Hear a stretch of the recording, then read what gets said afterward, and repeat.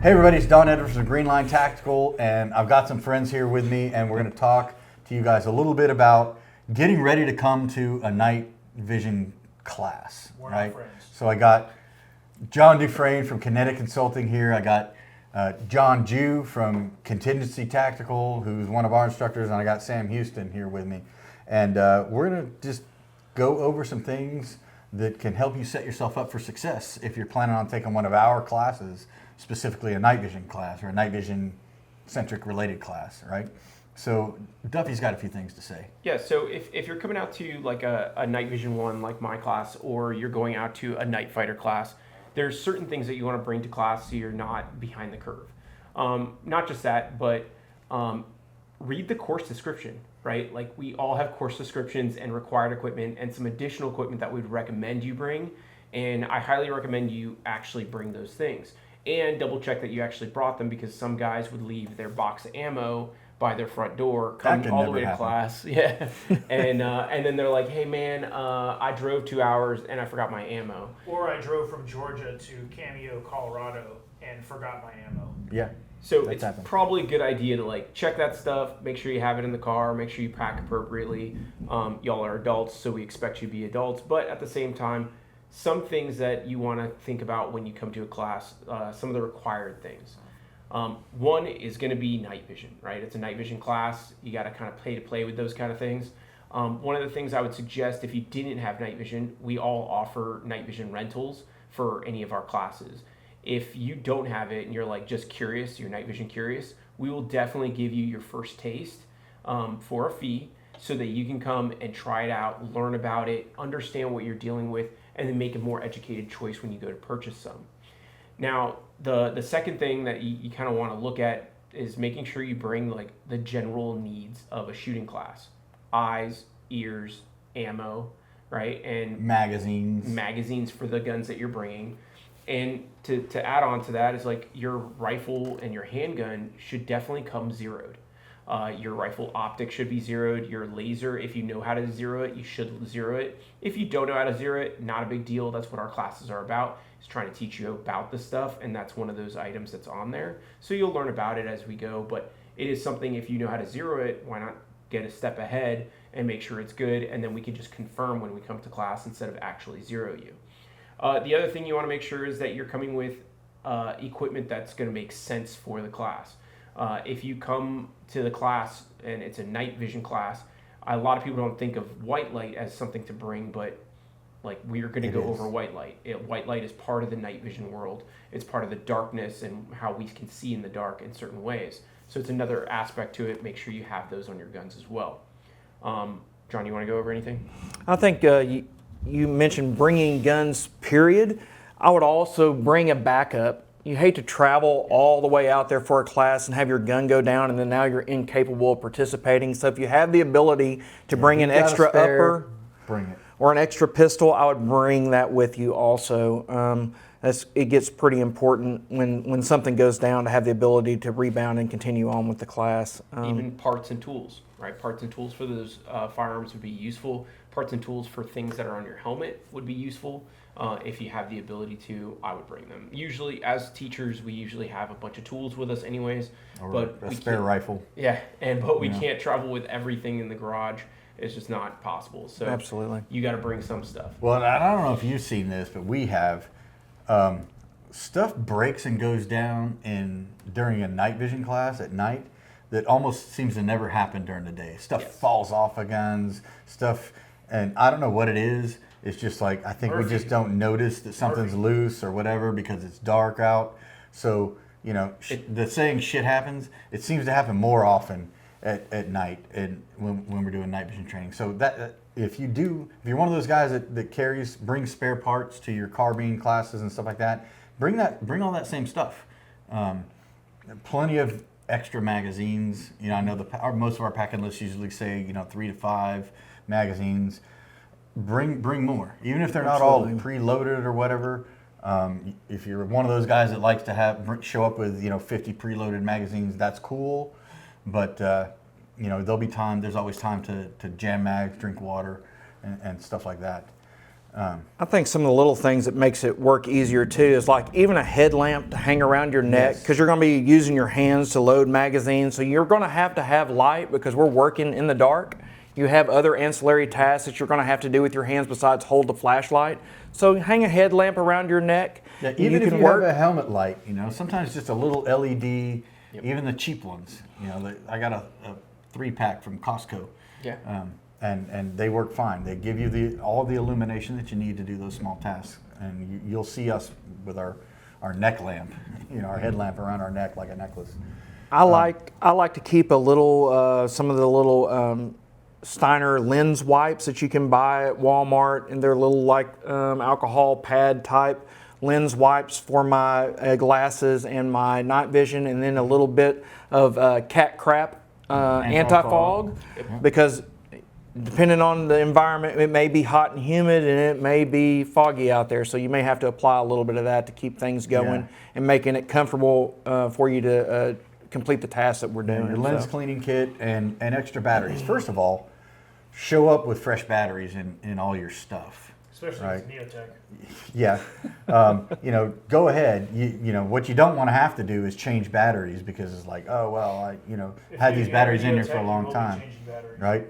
But also bring spares for everything that you have, because what happens to me all the time is my amps, when I need them the most, I've got to go put fresh batteries in it, or I just start yelling louder because I can't hear as well because they shut off. So, AAAs, AA's, whatever your ear pro takes, whatever your goggles take, whatever your optics, whatever your lasers, bring extra, because you may just need it, and it's just a kind of nice to have thing.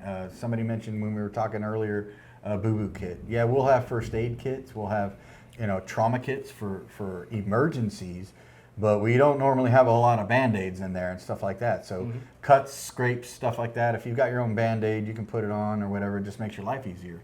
Yeah, if you're allergic to anything, right? Like making sure you have all stuff for any of your allergies or Benadryl, or if you're like one of those sensitive people. Tolerances. Yeah, your gluten intolerance. Another creature, or not creature comfort, but the necessities of class is bringing a damn notepad. The amount of people that don't take notes in classes, they'll invest the money into the class, they'll invest the ammo, they invest into night vision, but they don't come and bring a notepad and take notes. And also, like, knowing how to take notes is a thing. And the way personally, right, to throw this into a different section real quick, the way I like taking notes is I leave like the first page empty, and I'll put like the class title, the date, or whatever, and then throughout the night, every single thing that I find that I suck at, or I did bad, or I need more practice on, I just make a bullet point about it. And so the whole first page turns into a gigantic training list for me. So next time I go to the range, or next time I go to dry fire, or anything like that, I look at it and I'm like, oh, these are the things I got to work on. The other benefit to that is if you contact us after the class and you're like, hey, I don't know how to practice, this, you at least have something specific to ask us, versus just messaging us or emailing us and being like, what drills should I do? So I don't honestly know what drills you should do, but I do know how to fix certain things if you come at me with like a more specific question. That's what this list would help you do. So as a teacher, I appreciate that. But a notepad is definitely high on the list of things to bring. Even if you do it digitally on your phone, it's helpful, but at least having something to write down stuff real quick, very necessary. I think all of what these guys talked about, going back to even before you show up to the class, all of this stuff that we talked about can be found on the packing list, which can be found in the course description. On the website. On the website. So if you, and this goes back to resources. What is everyone's most valuable resource? That's time. So as instructors, we value your time, and we hope that you value our time. By reading that course description, maybe a few times, reviewing that gear list, and doing a gear layout. All of us are in the military. We do gear layouts because we don't want to forget things that may be essential to us on that, school exercise mission or whatever. Best case scenario, we forget something, we get smoked, our team gets smoked. Worst case scenario, we die or our buddy dies, right? So gear layouts are a thing. We recommend you do that stuff so that you get a really good return on investment, i.e. your time, and you don't forget the basic essential things that you need. And because you read that course description possibly a couple times, you don't have any questions about the class. I recommend you don't email the instructor before you have read the course description, because that wastes our time, and it actually wastes your time too. So please be a good student and go read that course description. Read it a few times, and then follow that gear packing list to a T. There's a method to the madness. Even if something on that gear list seems stupid, if it's a required item, you need to bring it. If it's a recommended item, it's recommended for some reason. So follow that gear list to a T, and then lay out everything on a mat, on your couch, whatever, before the class, and pre-pack it so you're not leaving your house and forgetting things. Because we got stories from here till the end of time about students that are getting the basics. I mean, we've had students forget guns. We've had students forget ammo. We've had students forget anything you can think of under the sun and the moon for these classes. So reading that course description, doing those gear layouts, that's going to give you your best return on investment. And the reason we say it is because we've probably forgotten things before ourselves. Oh yeah. So All the time. the last thing I would say is, and very, very important, we talked about a cleaning kit for your gun and lens cleaning kit for your goggles and eye pro and stuff like that, but actually using it. So at the end of the night, every single night, you got to think about how disgusting your gun got throughout the night with all the dew, the humidity that's attracted by carbon, and carbon's attracting humidity, and all that's getting sloshed up in there. Making sure you actually squirt some lube in there, right? Let it sit overnight like that, and then in the morning, wiping it out, giving it just a quick wipe down and re-lube.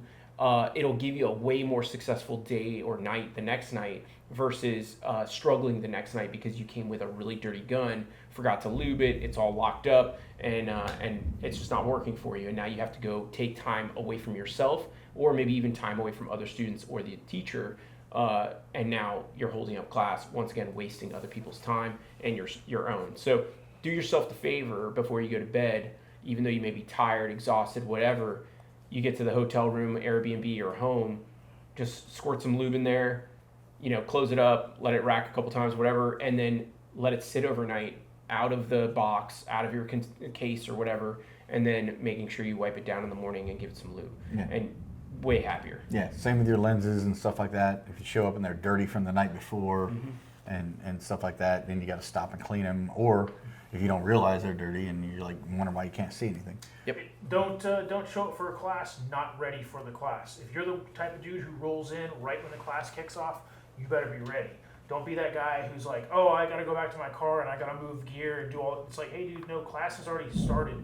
Now you're either not going to get what you paid for the full class because you didn't show up on time, or you're disrupting the class, which is not cool to the other students and the instructor. So show up, give yourself a little bit of buffer room if you know that you're going to need a little bit of time to do some TLC on these things or whatever.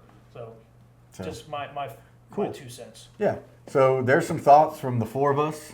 If you want to do some training, you can go to greenlinetactical.com. You can go to kineticconsulting.com. You can go to contingencytactical.com and check out all the stuff that we sitting up here offer for you guys. Thanks.